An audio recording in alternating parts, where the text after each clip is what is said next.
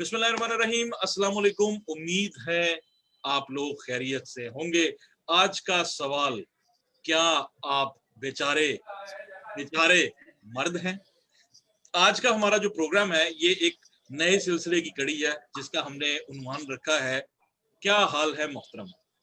हमने देखा है, बचपन से ही देखते आ रहे हैं, जब से बड़े हुए हैं, औरतों की दुख की कहानियां बेशुमार हैं और हमने मर्दों के सिर्फ अपने लतीफे ही हमने देखे, यानी जैसे मर्दों को कोई दुख ही नहीं।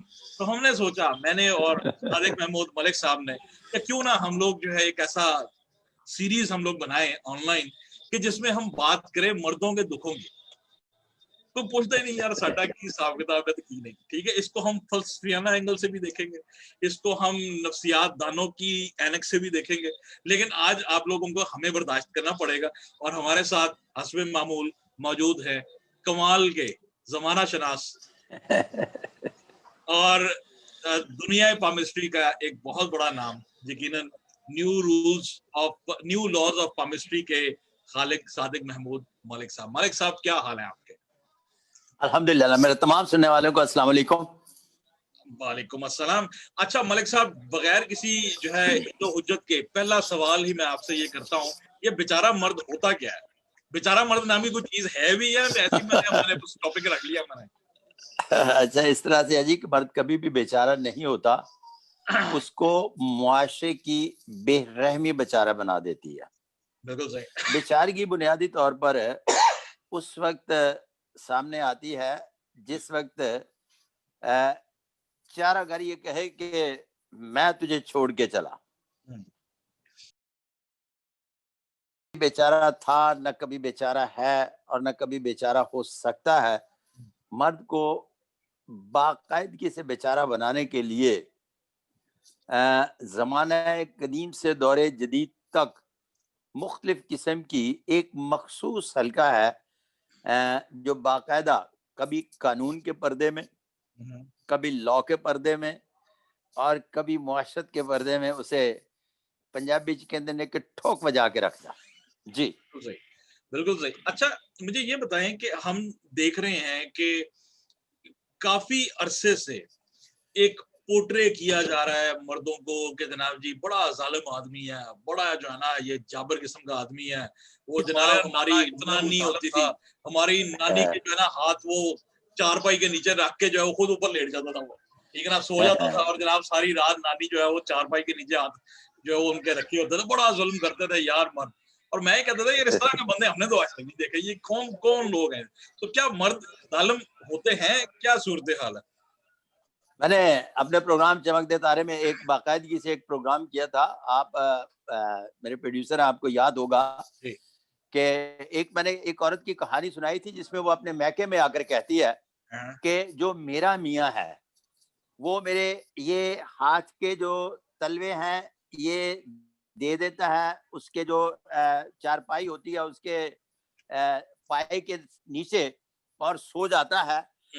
तो उसके बाद वहां से उन दो खानदानों के दरमियान जो है ना लड़ाई झगड़ा शुरू होता है और बड़ा तूल इख्तियार करते करते करते करते तलाक तक जा बात पहुंचती है।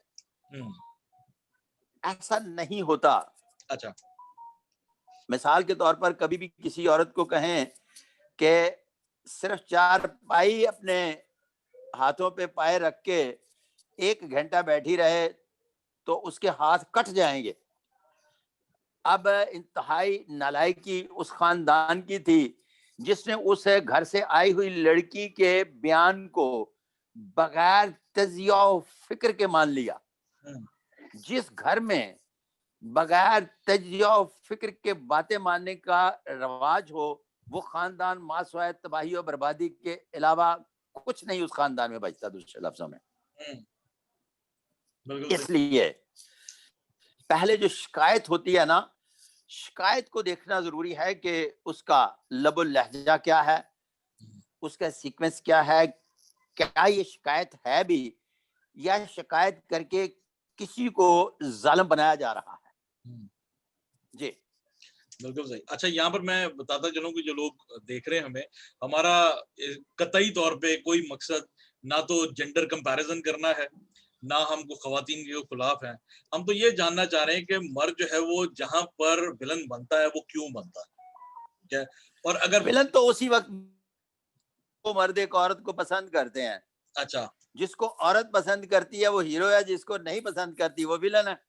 بالکل اسی طرح سے اللہ تو مطلب واقعہ. آپ دیکھیں نا, پرانے پنجابی فلمیں دیکھ لیں, اس میں وہ گاؤں کا جو کاما ہوتا ہے نا, کاما, اس کو وہ چودرانی پسند کرتی ہے, تو کاما جناب چودھری ہے, اور ساتھ والے پنڈ کا جو چودھری ہے وہ روزانہ اسے مار کھا رہا تھا, اس کے ڈنڈے کھا کھا کے کر دیتا ہے.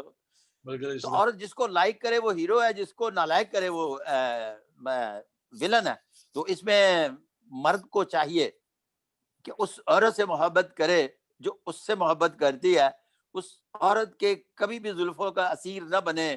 جو اس سے محبت نہیں کرتی تو وہ ہمیشہ ہیرو بنا رہے گا, بیچارہ نہیں بنے گا. یعنی جی, بندے کو عاشق مزاج نہیں ہونا چاہیے, معشوق مزاج ہونا چاہیے. مشوق مزاج جو ہے یہ بنیادی طور پر لفظ استعمال کریں گے, آگے چل کر کسی میں پروگرام میں اس کی تشریح کروں گا. مشوق مزاج اور عاشق مزاج کی, اس میں مرد کو اس سے محبت کرنی چاہیے جو اس سے محبت کرتا ہے. گیو اینڈ ٹیک ہے یہاں. جب مشوق مزاج ہوتا ہے نا تو قدرت اس کو پیدا ہی مشوق مزاج کرتی ہے, اور اس کو بے شمار عاشق مل جاتے ہیں. اور جو وہ عاشق معشوق کے مرد کے درمیان رشتہ بنتا ہے نا, وہ ایک نر مرد اور فاحشہ کا ہوتا ہے. اس پر میں بڑی تفصیل سے اگلے کسی پروگرام میں بات کروں گا. ابھی بیچارگی کی بات کر ابھی رہا ہم ہوں. جی بیچارگی اور لاچارگی کی بات کریں گے, عاشقی معشوقی ہم اگلے قسطوں پہ موقوف رکھیں گے. جی ہاں. اچھا جی, اچھا یہ مجھے بتائیں کہ اکثر لوگ یہ کہتے ہیں جناب کہ جی لو جی میں جو تو بڑا ہو رہا سی تو جناب والدین کا بڑا میرے پہ پریشر تھا, میں تو اپنا کوئی ڈیسیجن لے ہی نہیں سکا. اچھا, پھر اس کے بعد جناب جی کہتے ہیں اس کی بیوی آ جاتی ہے, اور جناب میری بیوی جو ہے وہ بس اپنی بیوی کی وجہ سے میں بڑا مجبور ہوں, ورنہ تو میں پتہ نہیں کی کر جانا سی. اچھا, وہ آگے بچے, ہاں بھائی اب تم جو ہے وہ کوئی قدم کیوں نہیں اٹھاتے ہو, یار ہون بچے نہیں میرے مانتے. یہ جو ایکسکیوز ہے یہ انسان خود گھڑتا ہے یا بس وہ اپنی ایگو کو ہی سیٹسفائی کر رہا تھا کہ یار کام تو نہیں ہو سکتا لیکن چلو کسی سے تو پانا ہی. دنیا میں جس مرد کو بھی اپنی غلطیاں ماننے کا شعور نہیں, ہمت نہیں, جرت نہیں, اس کو 5ویں منزل سے لے جا کر دھکا دے دیں, اس لیے کہ وہ اپنی جو اندر پائی جانے والی خامیاں ہیں اس کو نہ کبھی تسلیم کرتا ہے, دوسروں پر ڈال کر جان چھڑانے کے چکر میں ساری زندگی ایک ناکام اور بیچارہ مرد رہتا ہے. اس بیچارگی سے نکلنے کے لیے ضروری ہے کہ یہ غلط کام میں نے کیا, اس کو ایکسیپٹ کرنے کے بعد اس کی سوری کرے, اور آئندہ کے لیے وہ کام کبھی دوبارہ برے طریقے سے نہیں ہوگا. بالکل صحیح. اپنا گناہ کسی کے ذمہ ڈالنے والے مرد ہمیشہ نامرد ہوتے ہیں, کبھی مرد نہیں بنتے. بالکل صحیح. اچھا, اسی کو ہی آگے میں لے کے چلوں گا کہ جب ہم بات کرتے ہیں اس طرح کے وہ کیا کہتے ہیں جناب کہ وہ سارا دن بندہ جو ہے نا باس سے گالیاں کھاتا رہا تو گھر آ کے جناب جی اس نے بیگم پہ سارا غصہ نکال دیا, کیا کہتے ہیں اس طرح کا, وہ کیا نہیں ایسی بات نہیں ہے. اپنے سے کمزور کے اوپر وہ سارا اس کا جو ہے وہ دھکا چلتا ہے کہ کیا چکر ہے؟ آج سارا نہیں ایسی بات نہیں ہے, نہیں ایسی بات نہیں ہے. چند ایک وہ مرد جو بنیادی طور پر معاشرتی طبقات میں بٹے ہوئے اپنے آپ کو شیشے میں بھی فیس نہیں کر پاتے نا, تو وہ زمانے کو فیس کیا کریں گے؟ سب سے پہلے تو اپنے آپ کو فیس کرنا ہوتا ہے. بالکل صحیح. اچھا, وہ ناکام مرد جو معاشرے کو فیس نہیں کرتا, اگر بیوی پر طنز بھی کرتا ہے, کبھی مار پیٹ پہ بھی اتر آتا ہے, لیکن ایک بات یاد رہے, اس میں اس کی بیوی کو شعور نہیں ہوتا کہ ایک تھکا ہارا مرد آیا تو اس کو مینج کس طرح سے کرنا ہے.